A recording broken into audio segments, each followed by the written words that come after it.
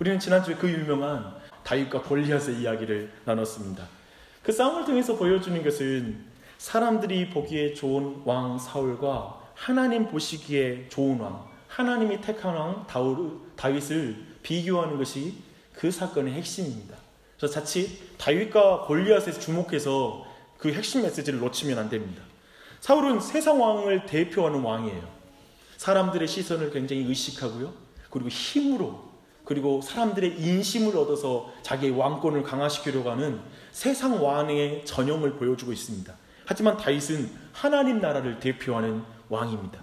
사울은 보이는 크기에 민감한 사람이었기 때문에 자신보다 거대한 골리앗 앞에 두려워 떱니다.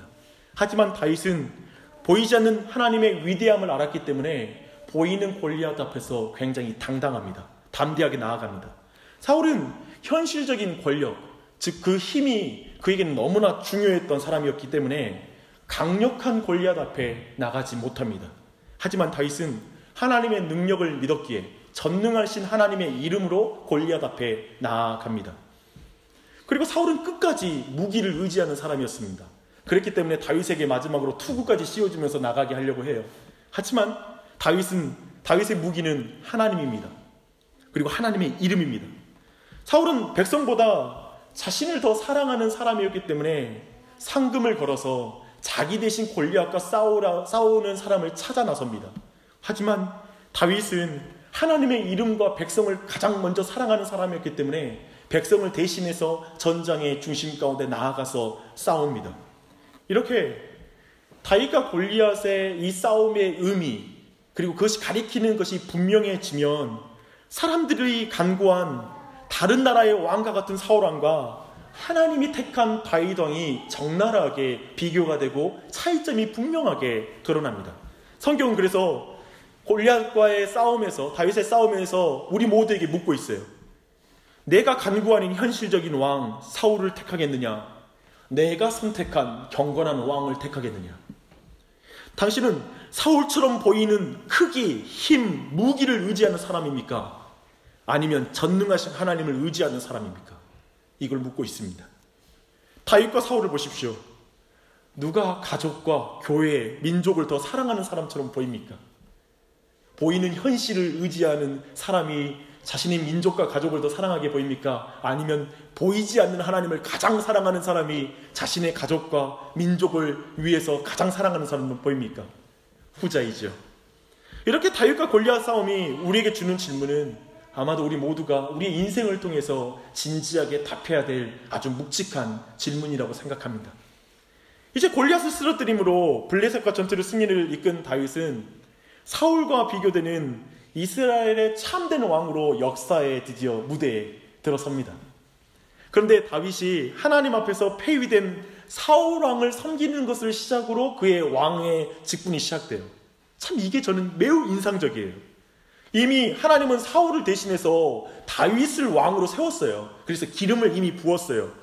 그런데 현실에서는 하나님이 세운 왕 다윗이 세상 나라를 대표하는 사울을 섬겨요. 그 시간이 굉장히 그래요.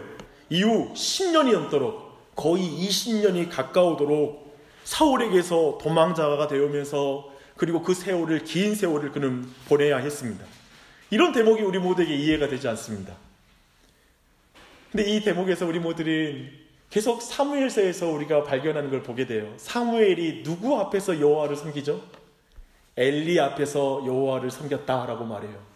그리고 그 엘리 아래에서 사무엘이 자라났다라는 표현을 써요. 여호와 앞에서 자라났다, 여호와 앞에서 자라났다라는 표현을 씁니다. 영적으로 눈이 어두운 엘리 아래에서 사무엘이 성장하고 있습니다. 놀랍게도 10수년 동안 다윗은 사울 아래에서 성장합니다. 그리고 하나님 나라의 왕다워집니다. 고난을 통과하고 참된 왕으로 자라나는 것입니다. 이 모든 것을 사실 가리키는 건 이번 주 고난주간 기도회의 제목과 똑같아요. 고난을 통과하신 왕 예수 그리스도. 사실은 다윗은 예수 그리스도를 가리키는 가장 선명한 왕이에요. 근데 그 길을 걸어가요. 다윗을 왕으로 세웠으니 나쁜 조건과 환경을 하나님이 바꿔주시는 것이 아니라 사울이라는 나쁜 조건과 환경을 그대로 두시고 다윗이라는 왕을 거기서 키우고 계시는 것입니다. 그런데 여기에서 오늘 말씀을 이해하는 중요한 관점을 한 가지 더 생각해 봤으면 좋겠습니다. 왜 하나님은 그 긴 세월 동안 다윗을 사울 아래에서 고통과 슬픔을 경험하게 하시는 걸까요? 저는 참 그게 우리 모두의 질문이 아닌가 싶습니다. 오늘 본문을 포함해서 사울과 관련된 다윗의 삶을 살필 때 꼭 가져야 될 관점이 있습니다. 성경은 이스라엘 백성에게 이스라엘이 구한 다른 나라와 같은 왕이 어떤 존재인가를 이 사울 왕의 통치와 그 아래에서 다윗의 삶을 통하여 적나라하게 드러내는 거예요. 매번마다 그 다윗을 쫓아가고 다윗의 진실한 삶에 대해서 오해하고 끊임없이 그를 추적하는 그 두려움과 사울 왕이 가진 그 모든 행동에서 세상 왕, 이스라엘 백성이 구했던 그 세상적인 왕이 어떤 존재인지가 그 십몇 년 동안 적나라하게 드러나요. 그리고 참된 왕은 누구인가? 그 사울 왕과 같은 그 상황에서 그 아래에서 다윗이 어떻게 행하는지를 보여주므로 이스라엘의 참된 왕은 어떤 왕인지를 분명히 드러내는 게 바로 이 시기인 거예요. 주 안에서 사랑하는 여러분, 이 사실이 우리 모두에게 주는 의미는 무엇입니까? 우리네 인생을 잘 보십시오. 눈물 골짜기 같은 세상에서 골리앗까지 만나면 얼마나 삶이 팍팍합니까? 참 어렵지요. 우리끼리 말이지만 참 고생이 많습니다. 그런데 다윗처럼 인생에 꼬인 지 십수년이 된다면 여러분 무슨 생각이 들까요? 하나님이 약속은 이미 주어졌어. 왕이래. 근데 현실에서는 안 바뀌어. 그런 삶을 살아가면, 근데 그런 삶을 우리 살잖아요. 하나님 자꾸 주일날 교회 오면 이런 말 하잖아요. 너는 왕 같은 제사장이야. 무슨 소리세요? 회사에서 저는 정말 종에 지나지 않습니다. 정말 내 영향력은 없습니다. 라는 말을 하게 되는 환경 속에 살잖아요. 우리는 이사하고 이직하는 과정에서 조금만 스텝이 어긋나도 인생이 후퇴하는 것 같습니다. 그리고 자신과 맞지 않는 환경 속에서 1년 이상, 2년, 5년이 지나면 어떨까요? 자신이 전혀 발전하고 있다는 느낌을 못 받을 거예요. 특별히 여성들은 육아 가운데 그런 기분을 많이 느끼잖아요. 내가 지금 뭐 하고 있나? 내가 왜 대학원까지 나와서 이걸 하고 있나? 라는 생각을 갖게 됐잖아요. 그럴 때 기억하십시오.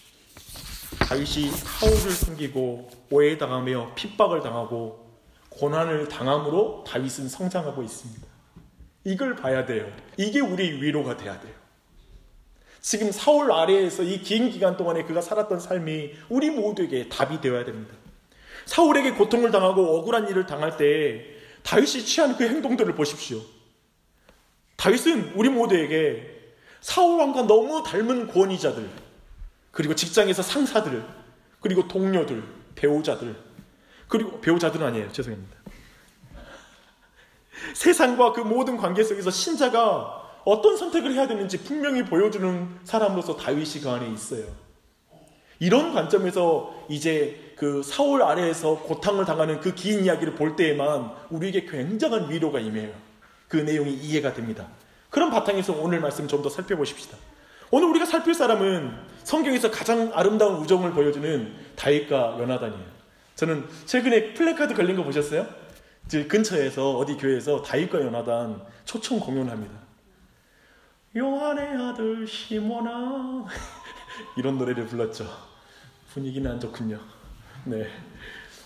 근데 28장 1절을 보면 골리앗을 이긴 다윗을 향한 요나단의 마음이 잘 그려져 있어요. 다윗이 사울에게 말하기를 마침에 요나단의 마음이 다윗의 마음과 하나가 되어 요나단이 그를 자기 생명같이 사랑하니라. 사무엘하 1장 26절에 보니까요, 다윗은 요나단의 우정에 대해서 이렇게 말해요. 그대는 내게 심히 아름다움이라. 그대가 나를 사랑함이 기이하여 여인의 사랑보다 더하였다 라고 말하고 있습니다. 대강 요나단이 얼마나 다윗을 사랑하고 아꼈는지 충분히 상상이 되죠. 이 표현들을 보면 남자들 사이에 끈끈한 우정을 요즘 새로운 신조어로 말하잖아요. 브로맨스. 아마도 그렇게 이 부분을 읽혀지기도 하지만요, 어떤 사람들은 심지어 이 본문에서 이 둘의 관계는 동성연애의 관계였다라고까지 해석을 해요. 왜냐하면 표현이 너무 적나라하잖아요. 그 개혁파는 서로 마음이 연락되어 사랑했다라는 그런 표현을 쓰고 있습니다. 하지만 그런 해석은 지극히 현대인의 관점으로 성경을 해석하는 그런 오류를 범하는 것입니다.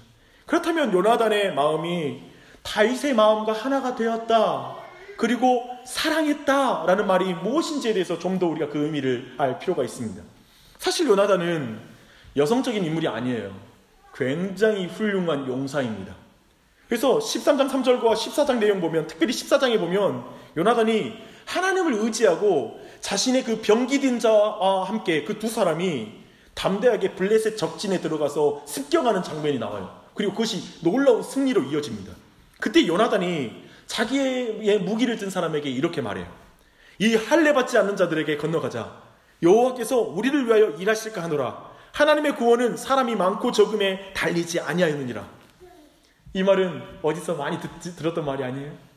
이 말은 직전에 다윗이 할례 받지 않은 골리앗에게 나아가면서 했던 그 말이에요.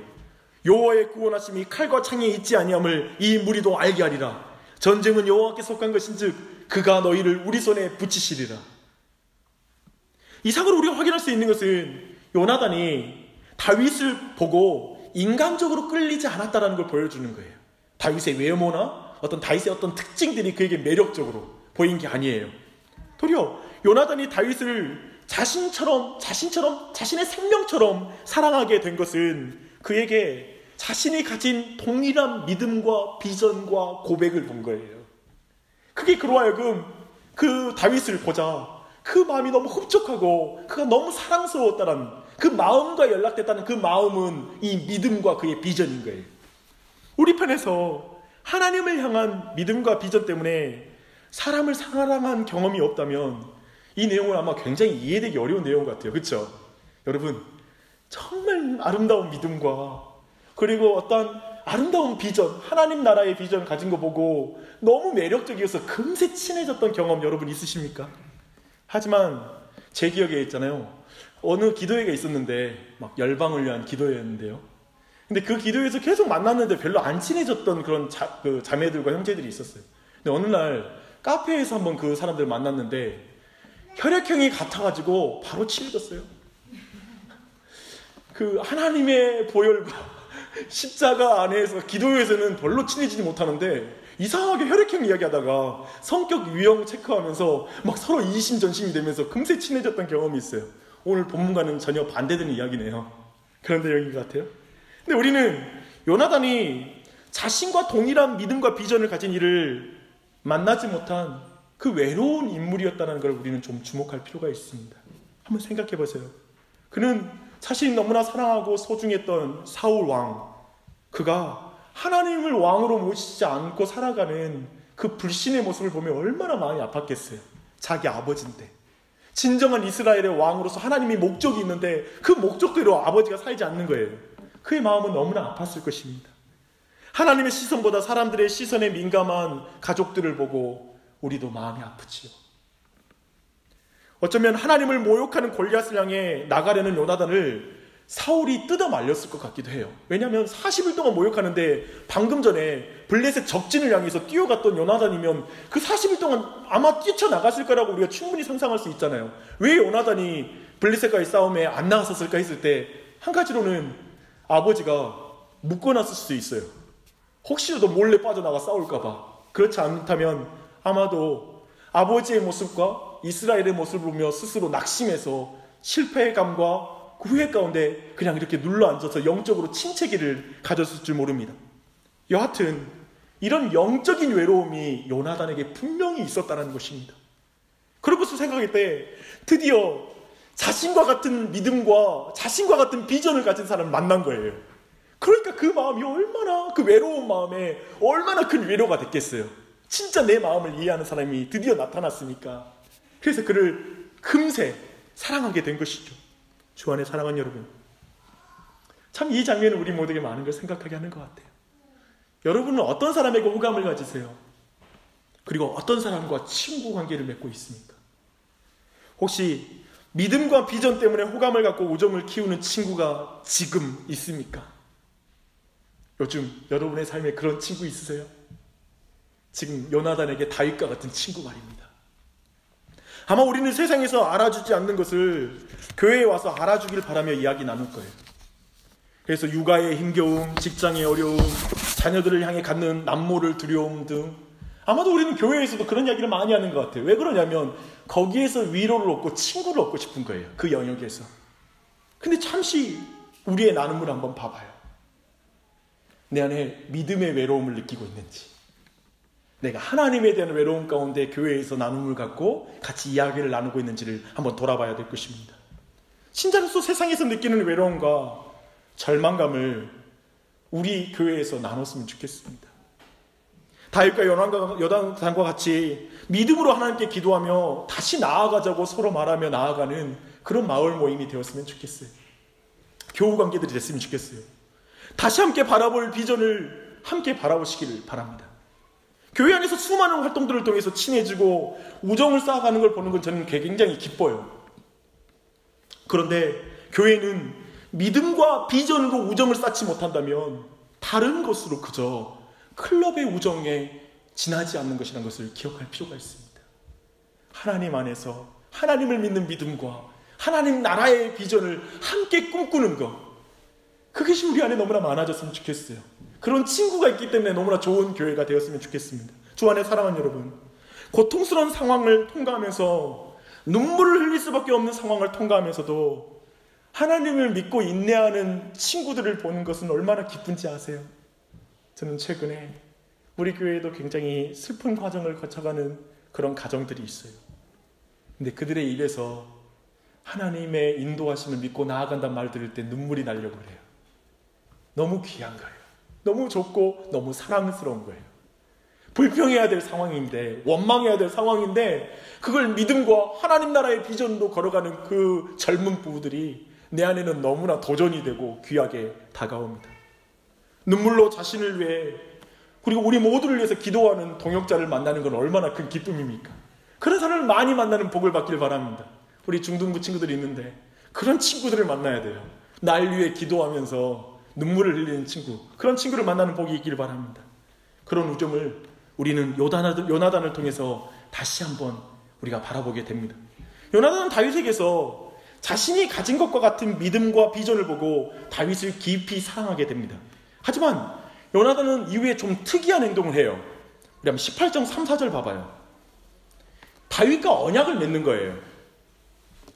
한번 볼게요. 18장 1절로 4절까지 제가 읽을게요. 다윗이 사울에게 말하기를 마침에 요나단의 마음이 다윗의 마음과 하나가 되어 요나단이 그를 자기 생명같이 사랑하니라. 그날에 사울은 다윗을 머무르게 하고 그의 아버지의 집으로 다시 돌아가기를 허락하지 아니하였고 요나단은 다윗을 자기 생명같이 사랑하여 더불어 언약을 맺었더라.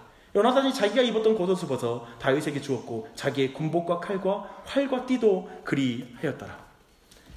지금 요나단은 그냥 우정을 넘어서서 다윗과 언약을 맺습니다.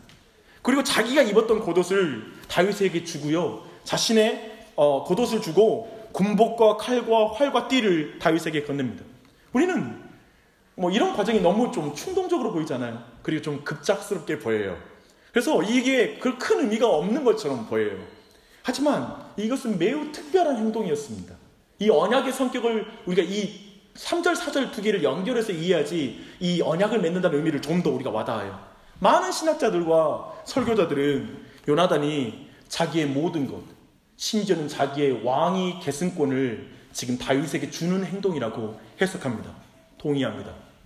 정확하게 말하면 요나단은 다윗이 이스라엘의 참된 왕이라고 믿는 거예요. 그걸 분명히 알고 있는 거예요. 어때요? 이렇게 말하니까 목사님 좀 지나친 해석 같은데요? 그래요. 한번 차근차근 더 봐보시게요. 23장 15절로 18절 말씀 보겠습니다.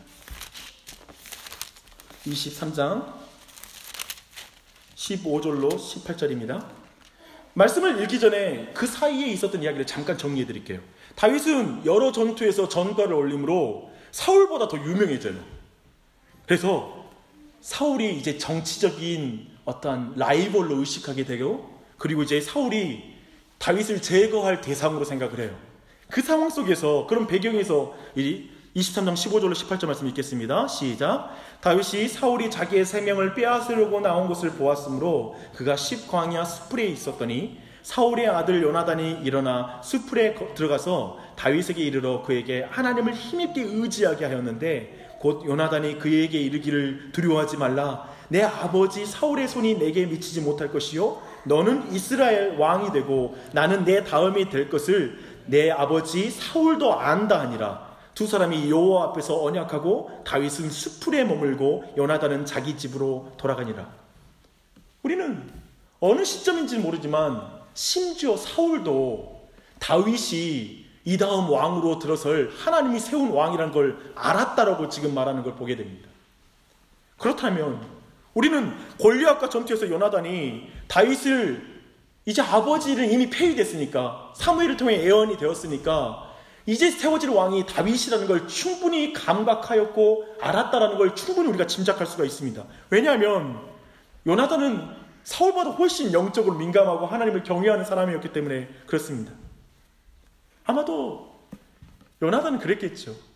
골리앗 앞에 나서지 못하는 아버지를 보고 크게 실망하고 있었겠죠.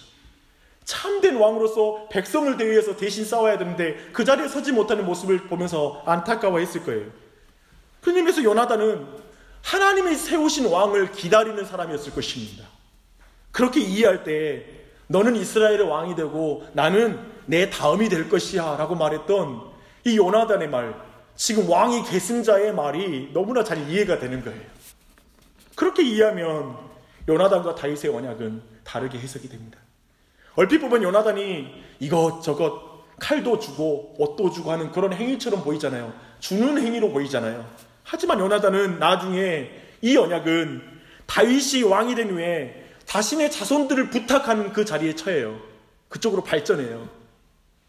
참으로 이렇게 보면 요나단과 다윗이 요나단은 다윗에게 부탁하는 거예요. 이 언약 가운데 자신과 자신의 자손을.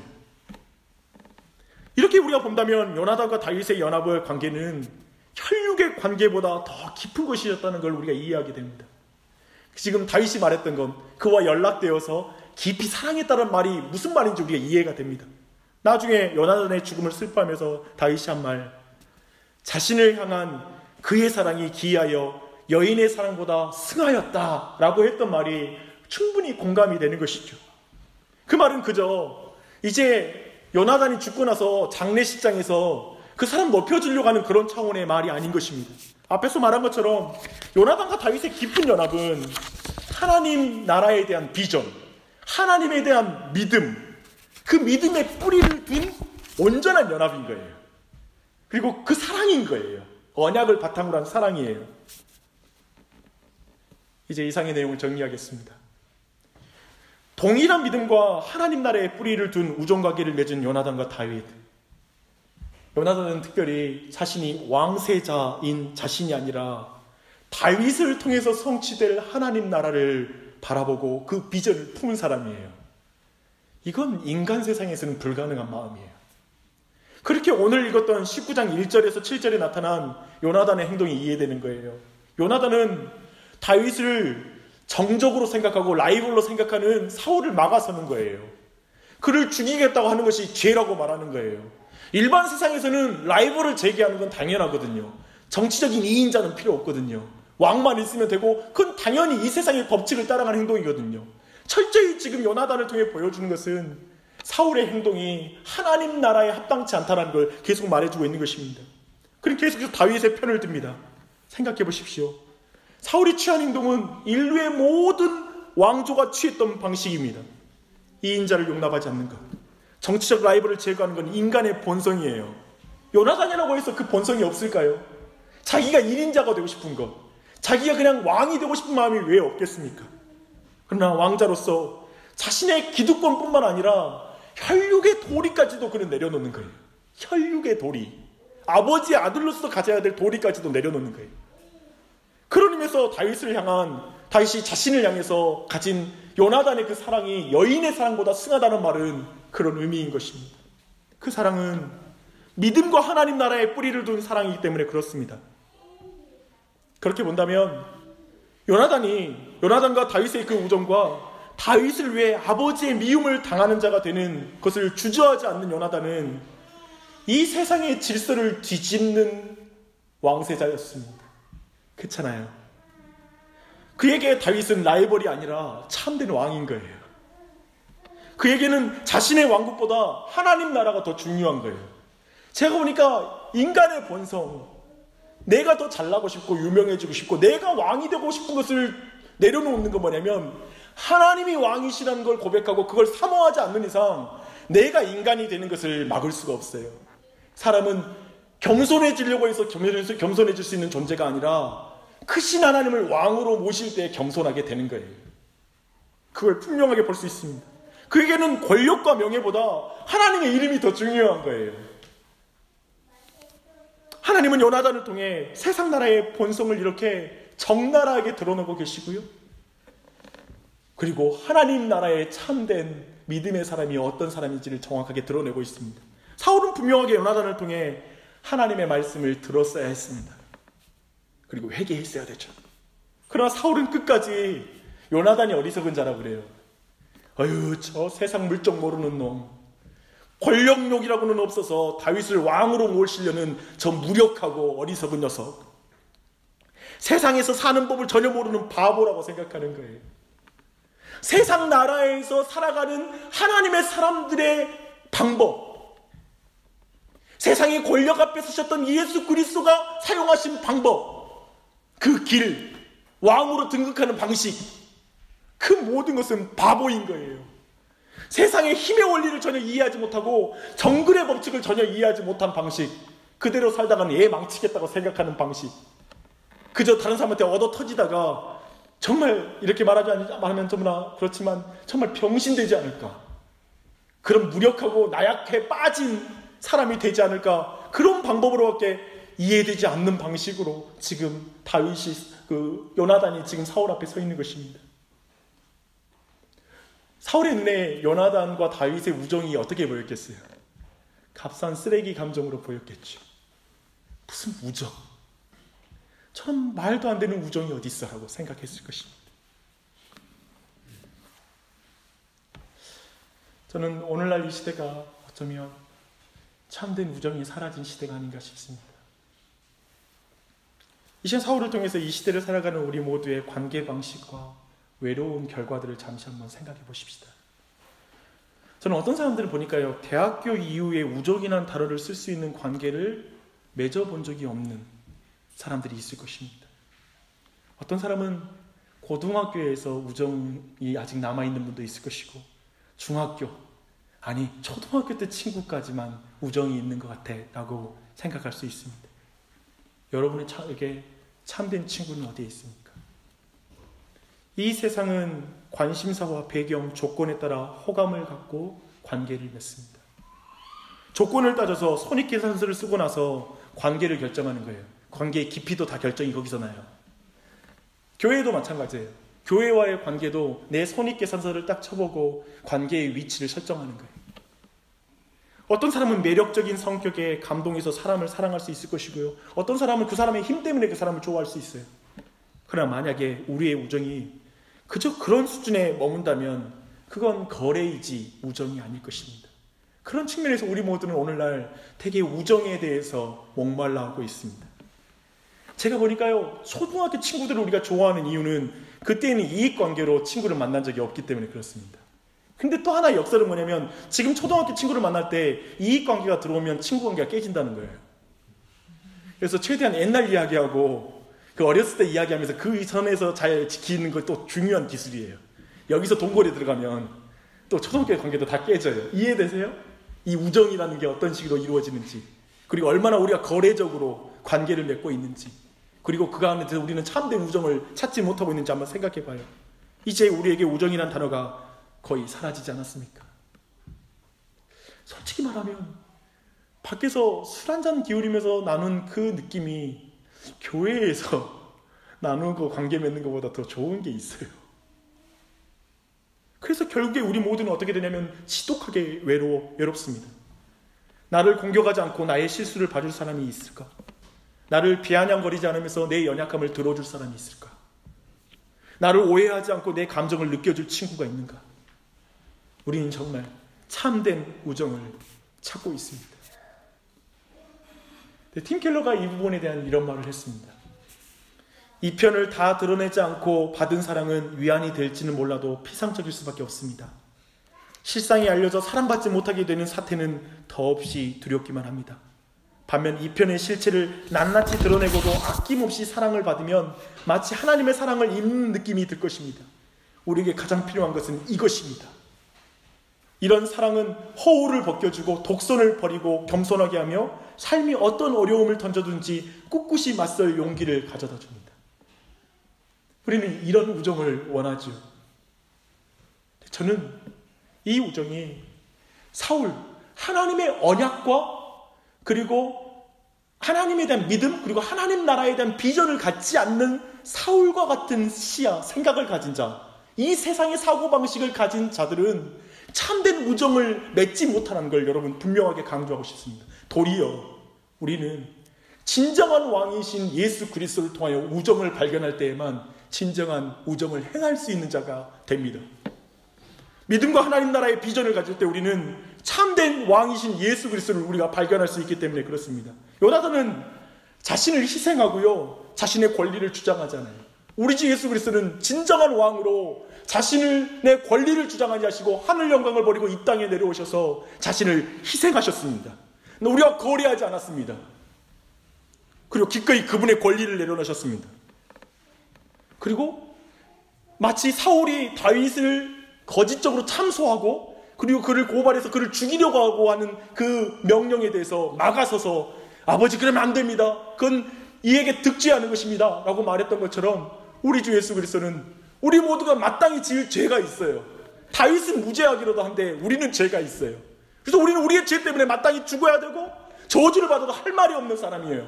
그리고 사탄이 하나님의 법정 앞에서 하나님을 향하여 저에겐 사형을 주십시오, 저에겐 사형을 주십시오라고 외칠 때 우리 주 예수 그리스도는 그 사이에 막아서서 아닙니다. 내가 저들을 위해서 대신 죽겠습니다. 내가 준 보혈이 있지 않습니까? 저 사람 나 믿는 사람이에요. 저는 나를 의뢰하는 자예요. 내 피를 보십시오. 저는 내 것입니다. 내 것입니다. 라고 말하는 것입니다. 요나단의 설득은 잠시 동안 사울의 마음을 누그러뜨렸다고 오늘 말씀 말해요. 하지만 우리 주 예수 그리스도의 완벽한 제물이 되신 사랑, 우리 죄를 위하여 죽는 척한 것도 아니고 요나단이 다윗을 위해서 대신 죽을 수 있는 사람 아니거든요. 하지만 우리 주 예수 그리스도는 우리를 위해 대신 죽으셨지요. 피를 흘리셨지요. 그래서 하나님께서는 영원히 하나님의 마음이 변치 않게 하셨습니다.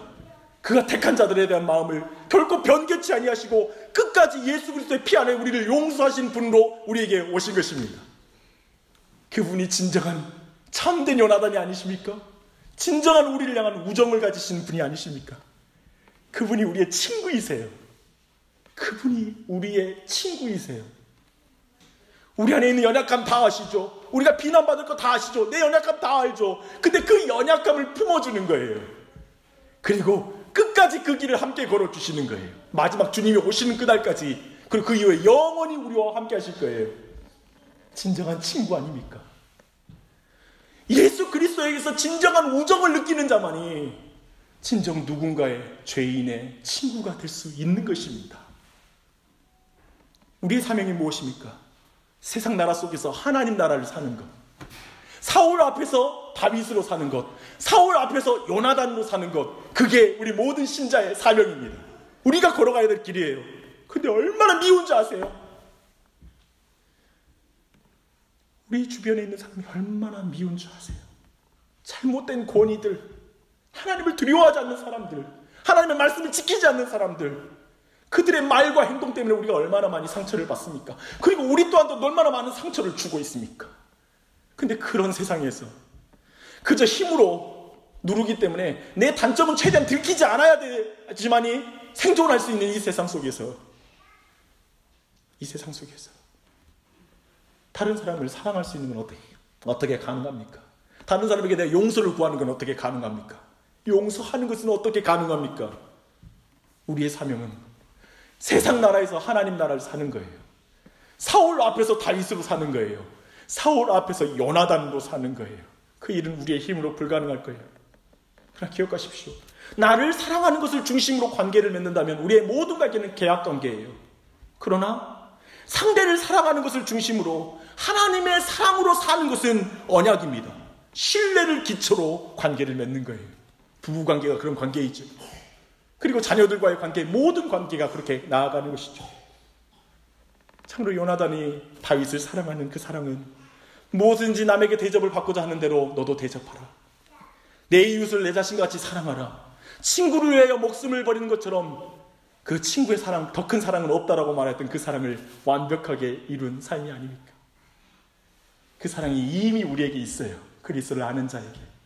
그러니 그 사랑 때문에, 그 사랑을 의지해서 누군가 혹시 용서하지 못한 사람이 있다, 마음에 지금 생각하면 화가 울컥 올라오고, 그 사람한테 어떤 말도 하고 싶지 않고 사과의 말을 먼저 내뱉는 것이, 그리고 내가 손을 내미는 것이 너무 자존심이 상한 그 관계들, 그런 모든 관계가 있다. 그래서 내가 미안하다고 말을 해줘야 되는데 미안하다고 말도 못 해주는 관계, 또 정식으로 내가 대화로 풀어야 되는데 풀지 못하는 관계들이 있다면 다시 한번 회복하십시오. 다시 한번 그 용기를 가지십시오.